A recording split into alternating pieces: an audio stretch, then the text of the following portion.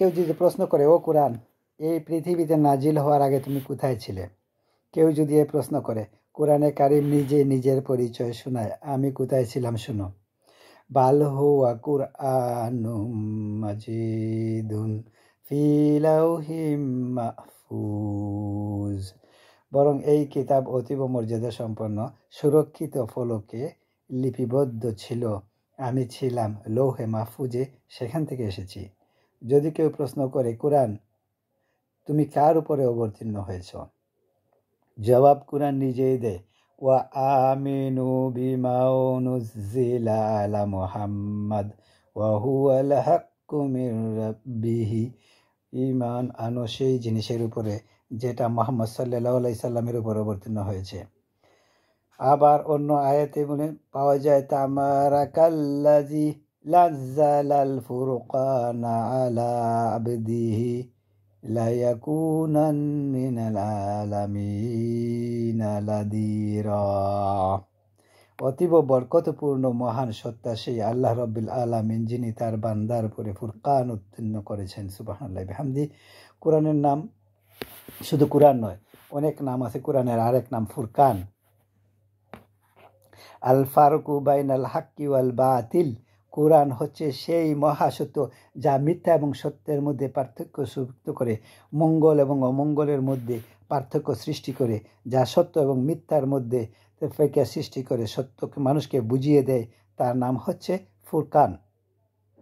এবার যদি প্রশ্ন করা হয়, ও কোরআন, বুঝলাম তুমি নবীজির উপরে নাজিল হয়েছ, এবার বলো তুমি কোন মাসে নাজিল হয়েছ? তুমি তো আসছিলা প্রথম কোন মাসে নাজিল হয়েছ? এই প্রশ্ন যদি কেউ করে, কোরআন তার জবাবে বলবে, শাহরু রমদান আল মুলাজি উনজিলা ফিহিল কুরআন।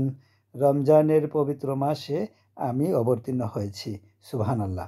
যদি প্রশ্ন করা হয়, রমজানে তো আসছো, কিন্তু প্রথম নাজিল হয়েছিল কোন সময়? এটা কি দিন ছিল না রাত ছিল?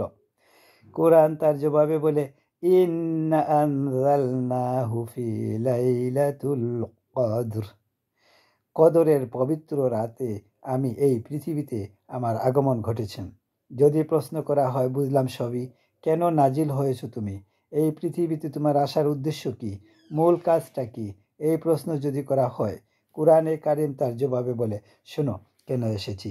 লিতুখরিজান নাসা বিনাল জুলুমাতি ইলান নূর।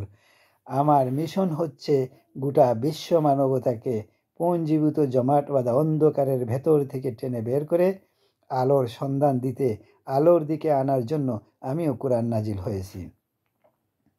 অন্ধকার কি? অন্ধকার হচ্ছে পুঁজিবাদ, অন্ধকার সমাজতন্ত্র, অন্ধকার ধর্ম নিরপেক্ষতাবাদ, অন্ধকার জাতীয়তাবাদ, মানুষের তৈরি করা যত মতবাদ সব অন্ধকার।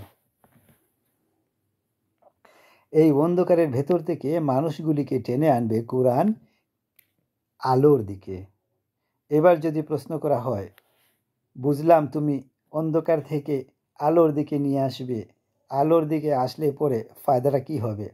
মূল ফায়দাটা বুঝিয়ে দাও, আসল ফায়দাটা কি হচ্ছে তোমাকে যদি মানি। কোরআন তার জবাব দেয়, নিজের পরিচয় নিজেই তুলে ধরে, সোমান্তা বিয়া মুদাইয়া ফানা খাউফুন আলাইহি ওয়া নাহুম ইয়াহজানুন।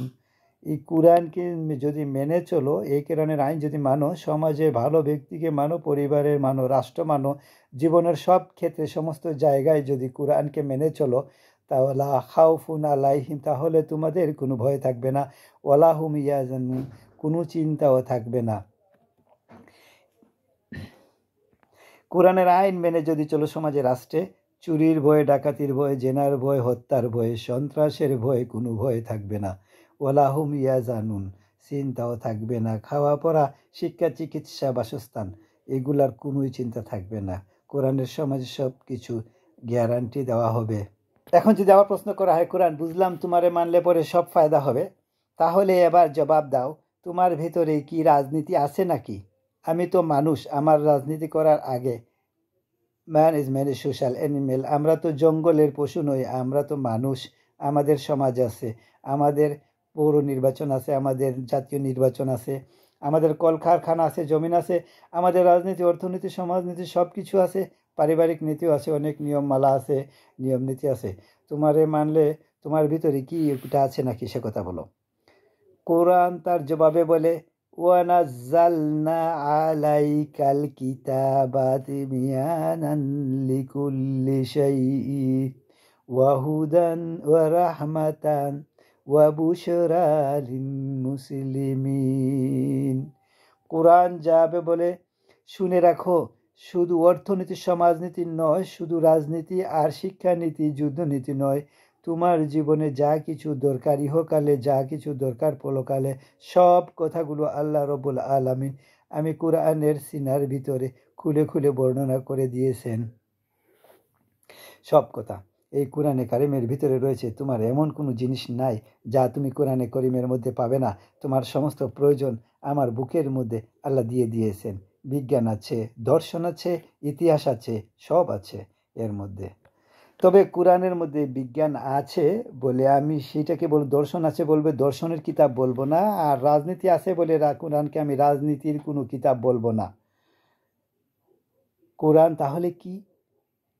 কোরআন হচ্ছে অর্থনীতি, সমাজনীতি, রাজনীতি, পারিবারিক নীতি, মানুষের জীবনের যা কিছু প্রয়োজন, সমস্ত নীতির মালার নীতি গ্রন্থের নাম হচ্ছে কোরআনে কারিম। সমস্ত নীতিমালা নীতিগ্রন্থ কোরআন। এখানে রয়েছে সব কিছুর উৎস, যে তা গ্রহণ করলে পরে মানুষ আরামে থাকতে পারবে। অমুসলিম নাগরিকবৃন্দ তাদের নাগরিক মর্যাদা পাবে। মুসলমান, নারী, চিকিৎসা, কৃষিবিদ, সাধারণ মানুষ, রং, বর্ণ, ভাষা নির্বিশেষে গোটা মানব সভ্যতা আরামে বাস করতে পারবে। পশু পাখিও আরামে থাকবে, গাছপালাও আরামে থাকবে। যেহেতু নির্দেশ হয়েছে বিনা প্রয়োজনে গাছের পাতাটিও ছেড়ো না। ইসলামের সমাজ যদি চালু হয়, গাছেরাও আরাম পাবে, পাহাড়ও আরাম পাবে,